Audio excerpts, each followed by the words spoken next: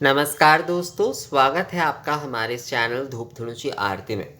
दोस्तों, मैंने आप लोगों को जो है अधिवासनम के बारे में बताया है। अधिवासनम, अधिवास और अधिवासनम ये विषय जो है आप लोगों को समझ में आ गया है कि अधिवास जो है जब अनुष्ठानिक तौर पर एक बड़े तौर पर जो है जो संस्कार क्रिया किए जाते हैं विग्रह पे प्राण प्रतिष्ठा के पहले जो है वो अधिवास होता है। और अधिवासनम उसका ही एक संक्षिप्त रूप बोल सकते हैं। अधिवास का ही एक संक्षिप्त रूप कहा जा सकता है, जो कि सुगंधी से जो है वासना होता है और सुगंधी से जो है पूजन करना होता है। एक प्रकार से जो है सुगंधी अर्थात जो है धूप आदि सुगंध से जो है ये प्राण प्रतिष्ठा करना एक प्रकार से। जैसे मैंने आप लोगों को बहुत पहले एक वीडियो बनाकर मैंने आप लोगों को दिया था कि धूप धुनुची धूप से ही किस प्रकार से जो है प्राण प्रतिष्ठा की जा सकती है। वो वैसे जो है पंच प्राण वायु के माध्यम से धूप से जो है प्राण प्रतिष्ठा का वो विधि जो है वो एक्चुअल में जो है उसमें तंत्र के तत्व है। और ये जो अधिवास और अधिवासनम विषय है ये जो है ये हमारे वैदिक संस्कृति से जुड़ा हुआ है। वेद में कहा गया है इस विषय को कि खासकर आप लोगों को ये गृह्य सूत्र में जो है इसके काफ़ी वर्णन मिलेंगे इन सारे विषयों की, कि यज्ञ आरंभ के पहले और जो है गृहस्थ कर्म यानी कि विवाह गृहस्थ कर्म आरंभ के पहले जो है ये अधिवास कृत्य जो है वो करना होता है। अर्थात जो है संस्कार क्रिया जो है वो करना होता है। एक इसमें जब देव यज्ञ कार्य के लिए जो हो रहा है तो यज्ञ कार्य के लिए एक अनुष्ठानिक और एक जो है नित्य हो रहा है। नित्य अर्थात जो है आप उसे संक्षिप्त भी बोल सकते हैं। नित्य अर्थात जो है आप अधिवासनम जो है यानी कि जो धूप से जो है संस्कारित करना वो आप नित्य कर सकते हैं, वो आप नित्य कर सकते हैं। या फिर अपनी घर के पूजा के जो आप प्राण प्रतिष्ठा विधि आप खुद कर रहे हैं घर के प्रतिमाओं के जो, क्योंकि आप लोगों ने सुना ही होगा कि घर की प्रतिमा की अलग से कोई प्राण प्रतिष्ठा की विधि करने की आवश्यकता नहीं है। अगर आप करते हैं तो आप कर ही सकते हैं, पर अलग से कोई प्राण प्रतिष्ठा के विषय नहीं होता है। तो वहाँ पर संस्कारित करना होता है। अर्थात जो है जो प्रतिमा होती है उन्हें जो है विग्रह रूप में पूजा करने से पहले जो है उनकी प्राण प्रतिष्ठा आरती करने से पहले जो है ये धूप आदि मतलब ये अधिवासनम करना होता है। अर्थात संस्कारित करना होता है। कितने सारे स्पर्श आदि ये सब कुछ होते हैं तो इसीलिए संस्कारित करना होता है। तो धूप अधिवासनम जो है वो वही मतलब अधिवासनम जो है वो वही है। सुगंधित द्रव्य सुगंधित धूम्र से जो है तो सुगंधि से वासना यानी कि वासित करना या सुगंधित द्रव्य से जो है आरंभ की पूजा करना। सुगंधी द्रव्य से जो है आरंभ की पूजा करना या फिर सुगंधी वासना जिसे कहा जाता है। सुगंधी वासित करना मतलब धूप से ही जो है। आप लोगों ने देखा ही होगा कि जो दक्षिण आदि के मंदिर में वहाँ पर जो है या फिर दक्षिण में जैसे घर पे ही पूजन आदि किए जाते हैं प्रतिष्ठा आदि किए जाते हैं तो उसमें धूप अधिवासनम किया जाता है।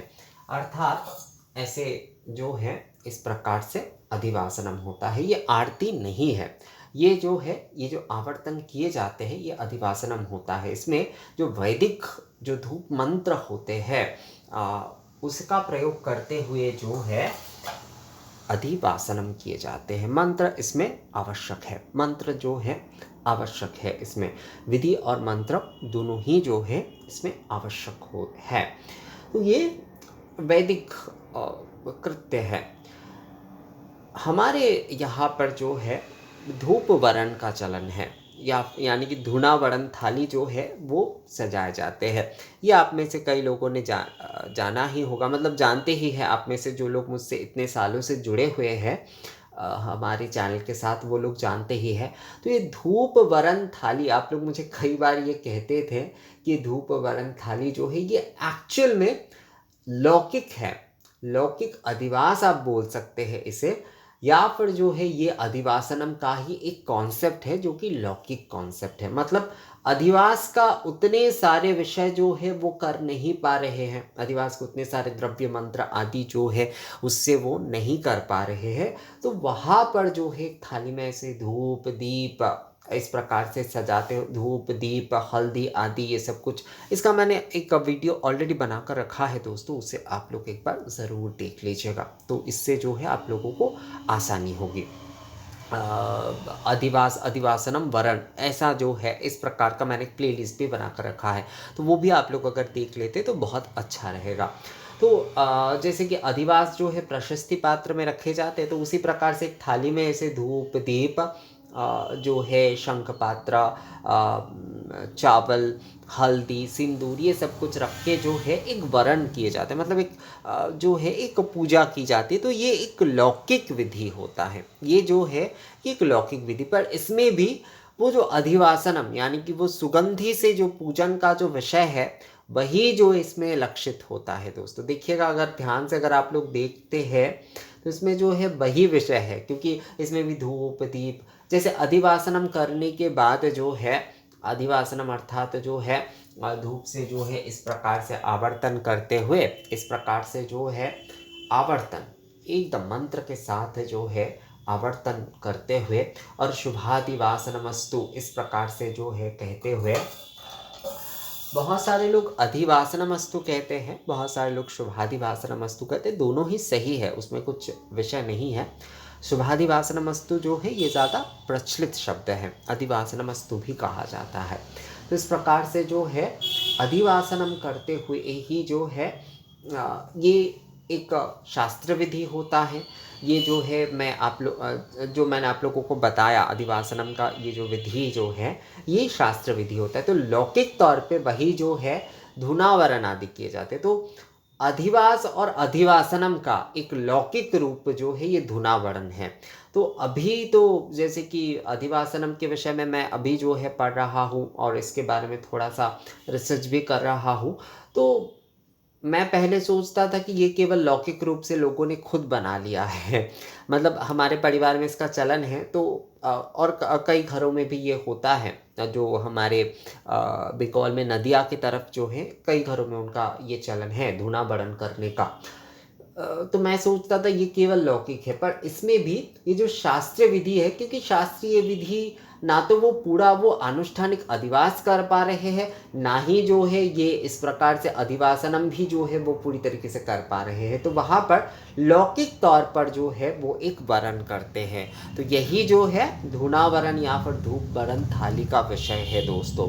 तो अधिवासनम जो कि सुगंधित पूजा है, सुगंधी पूजा है, सुगंधी पूजा अधिवासनम अर्थात जो है अधिवास जो है वो आनुष्ठानिक है और अधिवासनम जो है वो उसी का एक संक्षिप्त रूप है, या फिर आप बोल सकते हैं कि ये नित्य है। अर्थात जो है आप ये अधिवासनम नित्य आपके घर पे जो देव विग्रह है उनके आप ये नित्य संस्कार कर सकते हैं। या फिर आप जो प्राण प्रतिष्ठा विधि करेंगे, पहली बार आप कोई मूर्ति प्रतिष्ठा कर रहे तो उस समय अधिवास आदि तो आप खुद से शायद नहीं कर पाएंगे, उतना ना ही कर पा सकते हैं। जो लोग कर पाएंगे वो तो बहुत अच्छी बात है, जो नहीं कर पा रहे वो केवल अधिवासनम कर सकते हैं। अधिवासनम करते हुए ही जो है वो प्रतिष्ठा कर सकते हैं। अधिवासनम करते हुए फिर जो है आरती प्रतिष्ठा अधिवासनम आरती और उसके बाद प्राण प्रतिष्ठा आरती करनी होती है।